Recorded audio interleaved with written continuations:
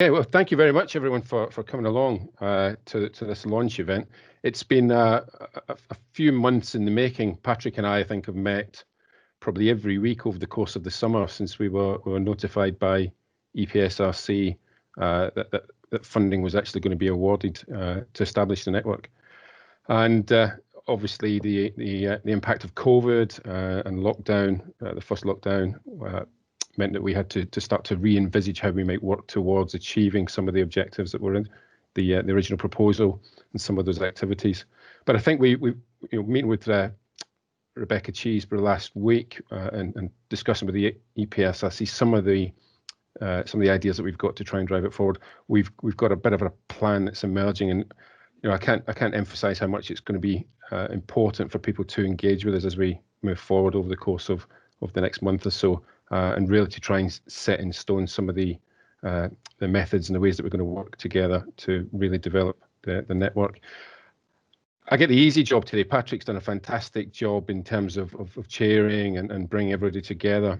But some acknowledgements, I think, for those that have been involved so far. EPSRC most definitely for the support and especially for the funding for us to be able to establish this network and to run it over the course of the next 2 years, 26 months, but we're a month into that now, so we are working towards a 2-year period really of activity.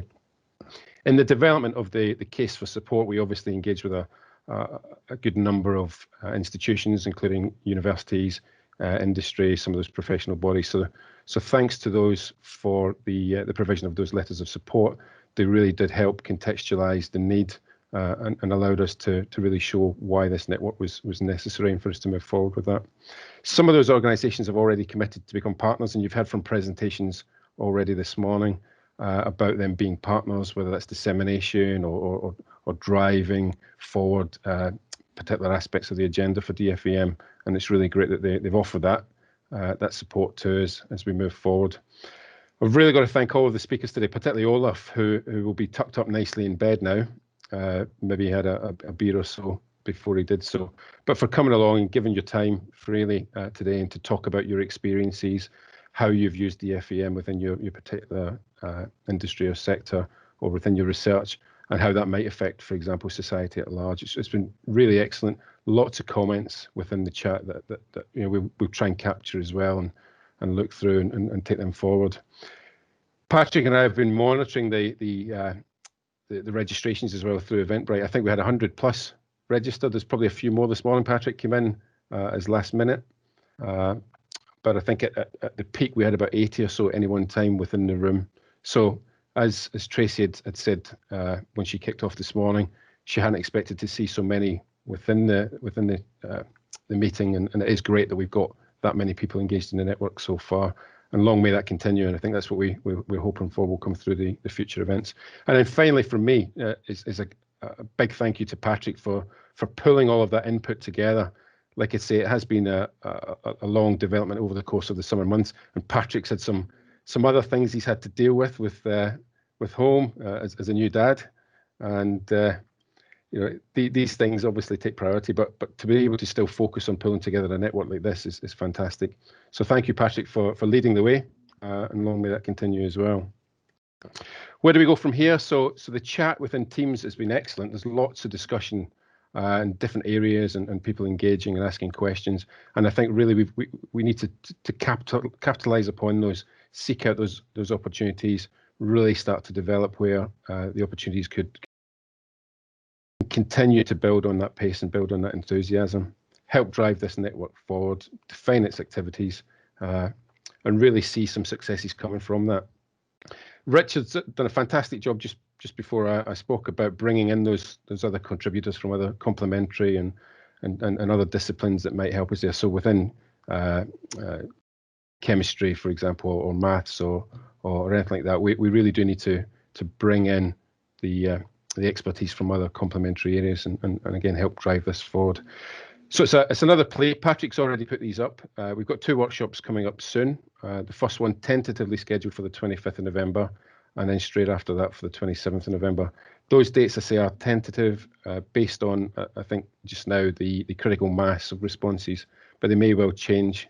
You think, Patrick, depending on registrations on Doodle from the activity today, for example. So please do, if you want to come along, you really want to get engaged, then we'd welcome you and welcome your contributions at those workshops. So opportunities to participate. COVID-19 really has impacted on us. Richard's already said it would be great to get together. We'd get those discussions that you have when you network within a room and you have face-to-face. But unfortunately, that's not the case. But despite that, the chat and the activity on the Teams chat has been fantastic. And like I say, we will look through that as well and try to pull out some of those nuggets of information that might help us move things forward as well. We have decided in discussion with EPSRC as well that the first 12 months will probably run online. So some of those thematic events that we'll be working towards will be on Teams or on Zoom or whichever platform is deemed most appropriate for that. But for us to start to move those things forward, we need to establish a network steering committee. And again, we'll do that through the imminent workshops, the development workshops. And from those, start to think about the research themes. The case for support talks about 6 and gives some examples of what those might be. And again, Patrick and others have talked about, for example, the 3D printed electronics might be a key theme to take forward. So those research themes will need theme leaders, and they will really drive that theme forward, engage the rest of the community and bring others in, and then work towards delivering those themes and position papers and outputs and other things like that. What that's allowed us to do really is to redefine the network budget. So catering and travel and the like is obviously no longer a requirement. We've all made our own coffee this morning. You'll be making your own sandwiches for lunch now after we finish. So that budget, we can start to redefine how that might be used, and actually beneficially for the network, we can start to invest that financial support within the themes themselves. So if it helps to get some extra resource working towards development of position papers or little bits of research or things like that might help in terms of contextualizing your theme, then we can do that as well. All of this is going to come together towards a thematic event, and the first one of those we've got tentatively scheduled for February 2021. So it's not far away. By the time we've gone through the 2 development workshops, we've got a couple of months before we then deliver that first thematic event led by one of those research theme leads. There is some social media, and we've not been active on it yet, apart from setting it off at the start of October. But there's a Twitter page, which is at design4am_net, and then there's a LinkedIn page as well, which is the Design for Additive Manufacturing Network. We'll probably look for the establishment of a Facebook page as well. Patrick and I have talked about others, including Instagram, but it's down to I think our network manager or administrator to start to pull those things together and get the content on there as well. So anything you would like advertised or put in there, please do let us know. And then there is a website, only this week confirmed. We've got the website there, the Design for AM net. I haven't put the website address on just yet because we don't want you to see it, but I'm sure some of you maybe go and start looking for it and see what is there. But we will certainly let network members know what it is in the future and start to populate it with really relevant and useful content.